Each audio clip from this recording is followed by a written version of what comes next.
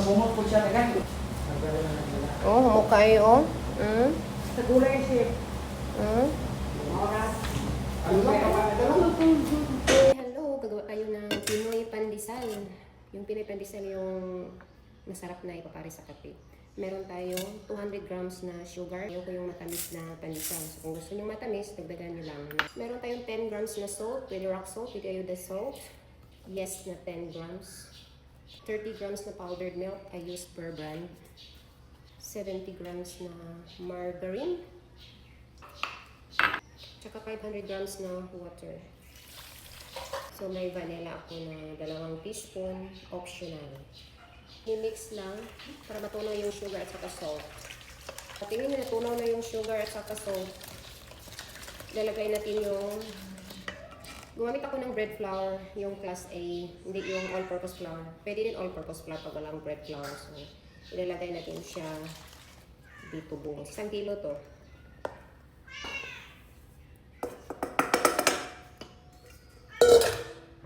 I-mix natin.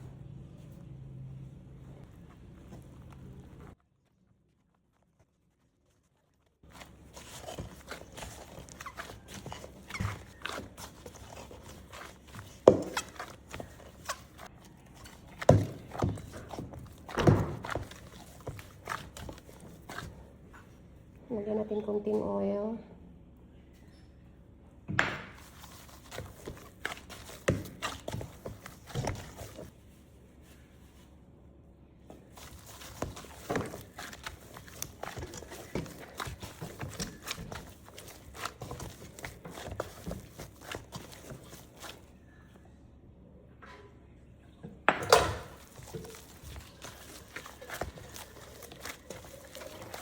Yan, smooth na siya.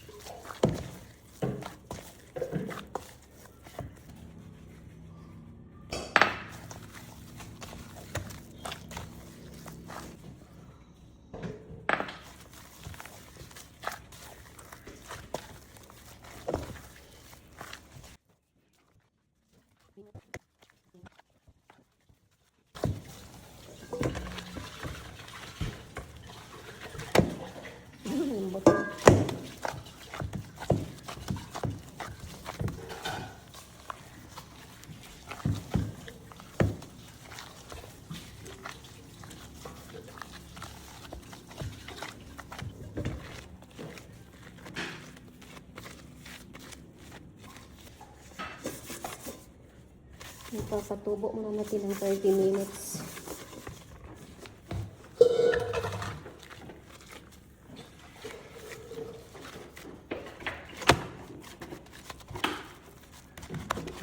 Ipapatubo muna natin ng mga 30 minutes.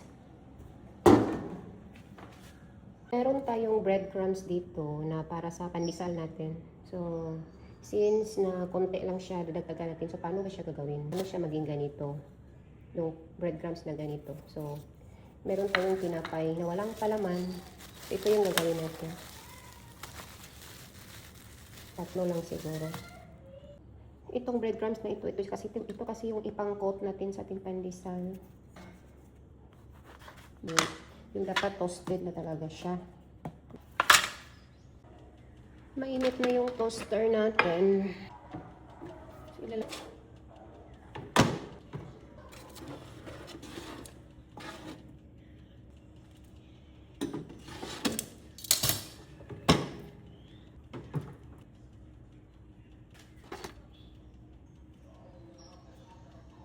So, konti na lang.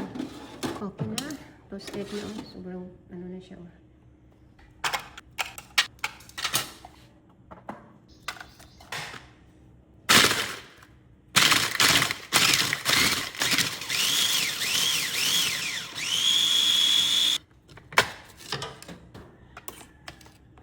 Ayan o.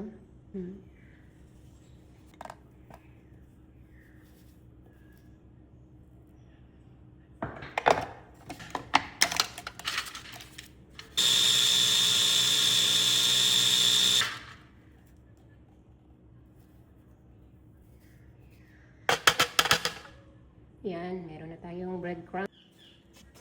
Ito na.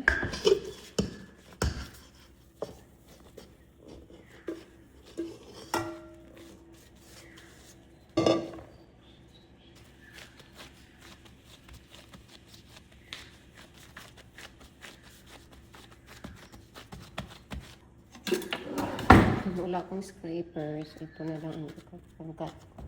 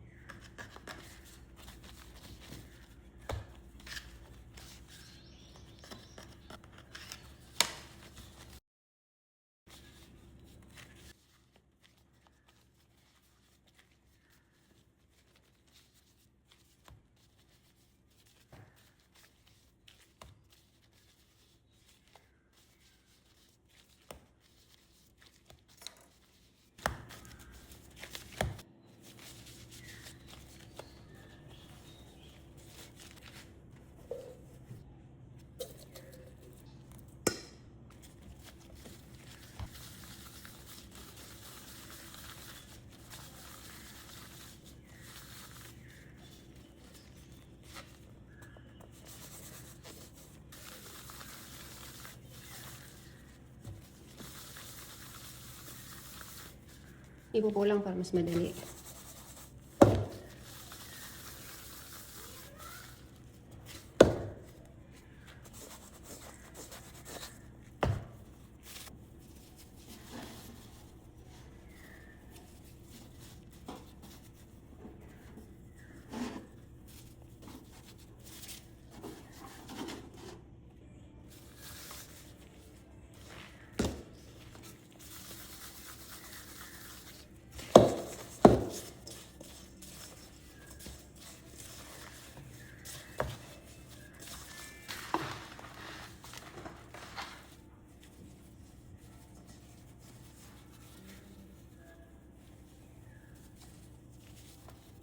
Nasa 70 pieces yung nagawa natin sa isang kilo na harina.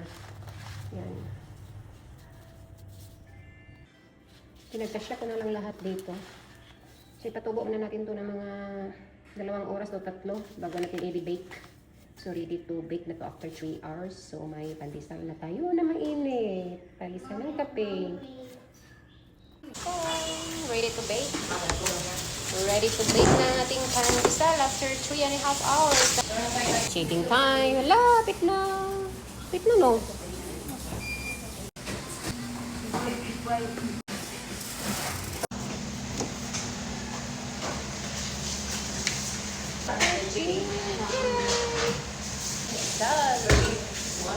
Laga.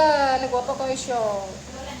Wala, super beautiful. Beautiful kay Shanin. Muna tag-5 ko ng isa. Ayaw nyo yan? Sa kayo, Rano. Kain tayo. Logo ko siya. Murag original nga pandesal. Saan ta? Original yung pag-bilipsi. Dahil ito gabi. Ublong ko gabi na nagingin. Pero ito ano? Nagbigin mo. Okay siya. Kuan na siya naman. Kuan na siya sa tawagan na ganang kuan. Baka nakatag na sila bawa ng kapikit. Ini. Sami ni. Kapara. Pandesal-bisag na umid. Ko ka. Kami. Sige kaon, lami dili. Ang binuhat ni Nora Pandesal. Kau Pare sa ice cream. lami siya, lami. Lami lagi siya. Naipagkakuan. Papagan. Papagan nakakaon ko na lami, di agileng. Ikaw ano, ipog ka ha. Lami dili. Lami gili kayo, gan hurot gud og gamay na lang bilin. Maligyan ang pandesal. Pila ka mo bilin? Ikaw. Sila mo ha. Ay, hatag na ko. Muunom imo. Kuan imo ha. 40 pesos. Umumin. Siyempre.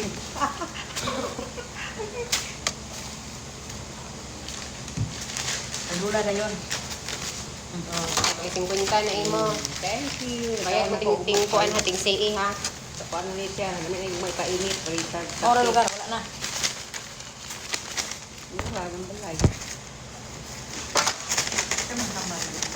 mama ni.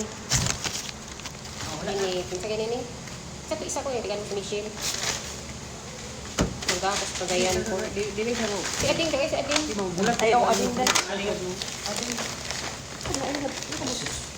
Tanggal. Diba wifi? Wifi ba wifi? Ano ni?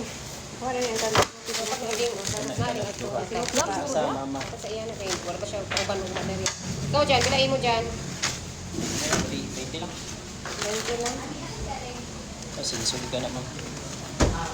Sa may wala nito bakal. Kita ko. Kanin mo. Sa pagpabiwa na, giling, papel. Isa na lang, kaya kuha po na eh. Hindi nga wala on diyan, pwede na wala. Sige, paunon ko na sa kagayan. Panahon ako. Pitsuri. Ngapit bai. Ingatan niyo, pwede mo. Siya may nagbayad na. Picture. Nahurot na. Iya, pwede sila. Ayun ka nun. No more. Mabintang bandisan.